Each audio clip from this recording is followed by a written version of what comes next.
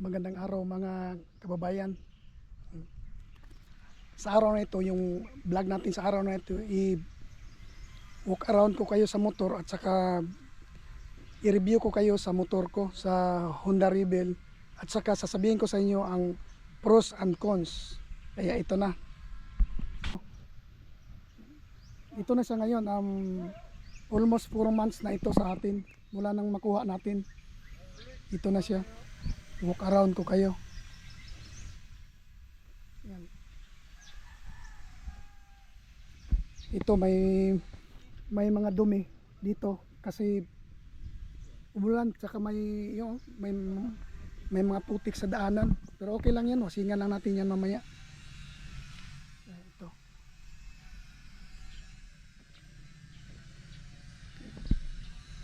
Yan siya. Walk around natin.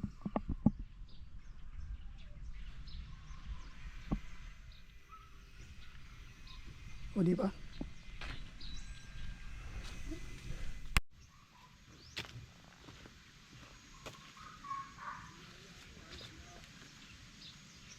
Yan, ang unit natin is Honda Rebel 500, pero converted na lang siya is 471cc.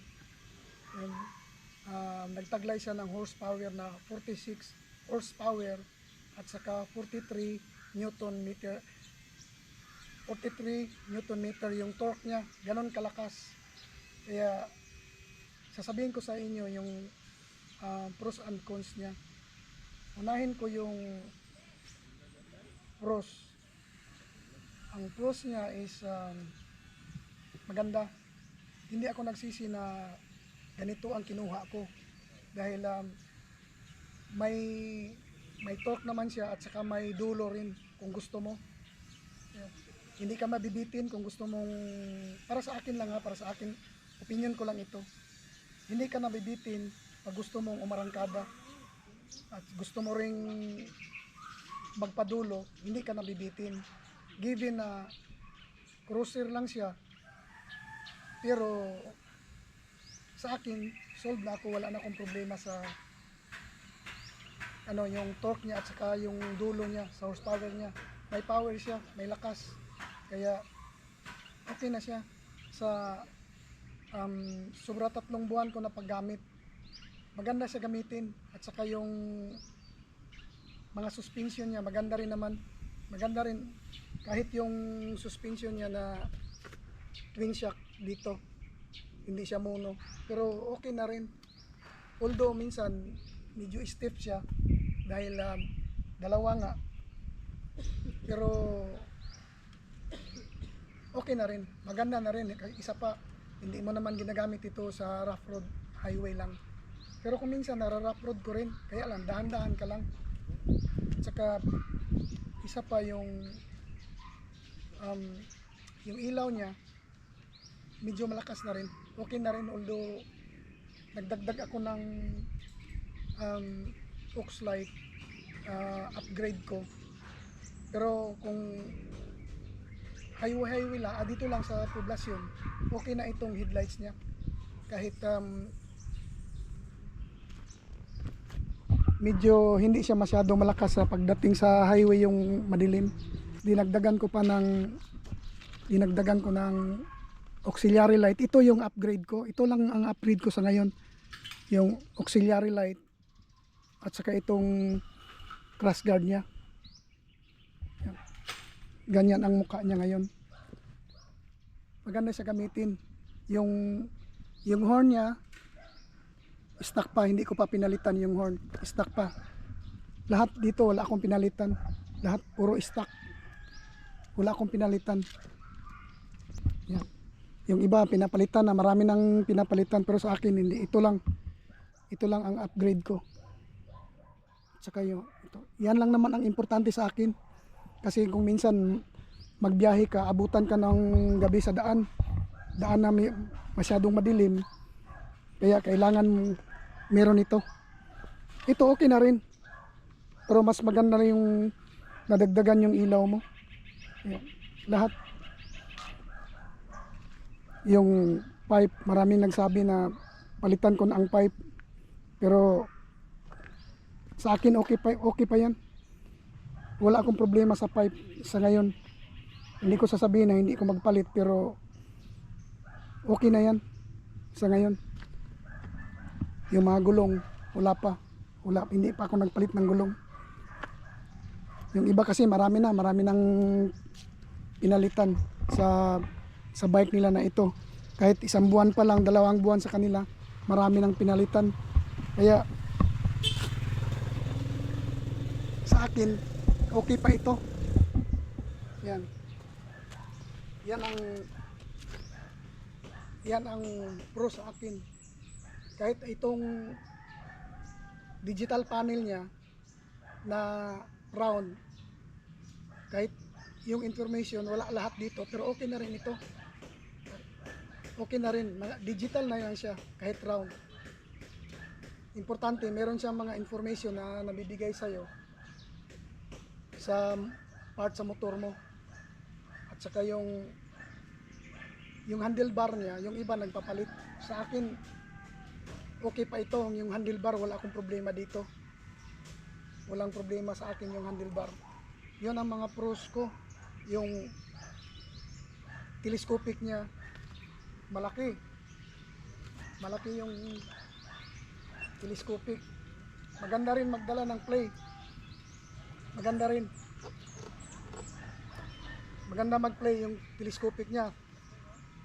Tsaka yung tawag nito, yung meron siyang pan dito. Okay na rin yung pan niya kasi tumutulong na hindi masyado umiinit yung makina. Kasi yung iba nagdagdag ng pan dito. May pan na sa loob, nagdagdag pa sila ng pan para sa pang long ride, hindi sila mag-overheat. Pero sa akin okay na. Ang pinakamalayo kong narating dito is Cagayan de Oro City. Pinakamalayo. Saka may mga rides ako dito na umaabot na mga 300 kilometers. Balikan, umabot ng mga 500-600 kilometers, yung mga ganun. Yung mga rides na napuntahan ko. Pero yung pinakamalayo, yung CDO pa lang. Kasi yung nito, yung takbo nito is 2003 pa lang yung takbo niya. Kaya hindi pa masyadong malayo yung natatakbo. Pero na-rides ko na siya ng mga malalayo. Kaya lang pag nasa bahay, nandito lang kasi ako, hindi kasi ako masyado gumagala. Ang takbo niya is 3,305 pa lang, pakita ko sa inyo.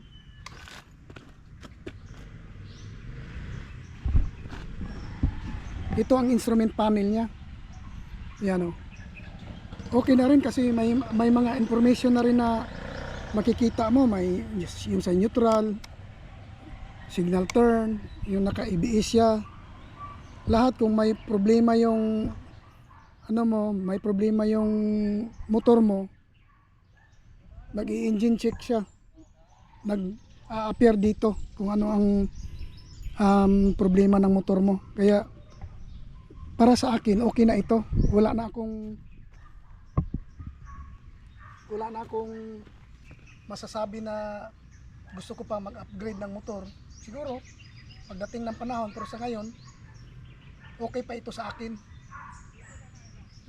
Nung binili ko ito,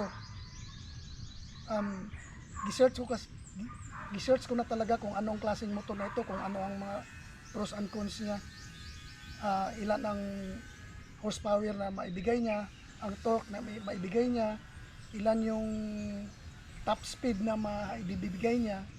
Na search ko na, may mga nag-vlog dito na pinakita yung top speed. So kung sa top speed niya, okay na ako sa top speed niya, wala na akong masabi sa top speed niya, sold na ako. Kaya sa akin overall maganda yung motor, maganda siya sa highway gamitin. Kung nagmamadali ka, madali mo mapuntahan yung pupuntahan mo, kasi nga may siya, may power siya na maibibigay. Although hindi tulad nung ibang mga motor na malalaki, na mas malaki yung top speed na maibigay, malaki yung horsepower, mataas yung torque niya. Kaya para sa akin, okay na ito. Solve na ako dito. Maganda na siya sa pang service, maganda na. Wala ka nang yung sa akin lang wala na akong hahanapin pang iba. Yan ang pros ko. Ngayon ang cons. Ang cons nito sa akin is, pero dati pa alam ko na problema talaga. Ay hindi naman problema totally. Yun lang, magbiyahe ka ng malayuan, doon ka lang medyo mag-alangan. Ang cons ito is yung tangke. Ito lang talaga ang medyo alanganin sa akin, kasi yung maliit yung tangke niya. Given na 500cc, tapos ang tangke niya maliit, siguro 10.5 lang siguro ang laman nito. 10.5 liters. Kaya pag ibiyahe mo ng malalayo, pag nakita mo na walang gasoline station masyado sa area na mapupuntahan mo, pag nakadaan ka ng gasoline station na nakuna na yung tangke mo, mag-ano ka na lang, mag-refill ka na lang para sigurado. Yun lang ang ano. Sana naman ang nilagay nito yung tangke ng 1100, yung medyo malaki yun yung sa 1100. Ito sana maganda yun dito, itangke. Hopefully yung mga darating na mga unit nila mga ganito, lakihan ang tangke. Kasi nung nagbiyahe ako ng medyo malayo-layo, ilang beses ako nagpagas para manigurado ako na hindi ako maubusan. Kaya, yun lang ang cons na masasabi ko. Yung sabi ko kanina, yung sa pros, okay na ito sa akin. Ito lang, yung tangke talaga ang cons. Ito lang talaga ang medyo may masabi ako, dahil nga maliit, tapos medyo malaki-laki yung gas consumption niya. Dapat medyo malaki-laki din sana ito. Pero overall, anong masasabi ko, happy pa rin ako. Happy ako dito sa unit na ito. Happy ako. Kaya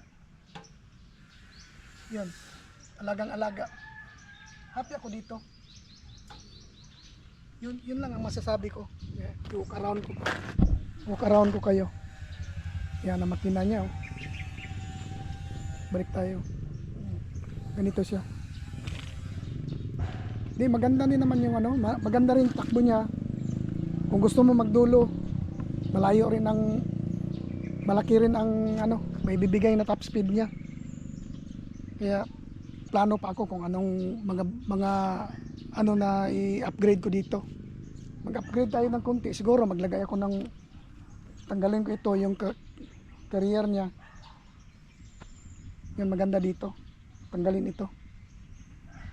Maganda yung stepboard niya, maganda. Ito, maganda siya. Ito, ang riding position mo is para kang ng normal na motor. Para kang naka-enduro, ganyan. Pababa. Hindi yung pa-forward. Ganyan siya. Kaya maganda. Maganda pagka-design ng bike. Maganda pagka-design ng cruiser bike. Kaya lang, ito. Sana naman sa susunod, ito lang ang may problema sa akin. Kunti lang.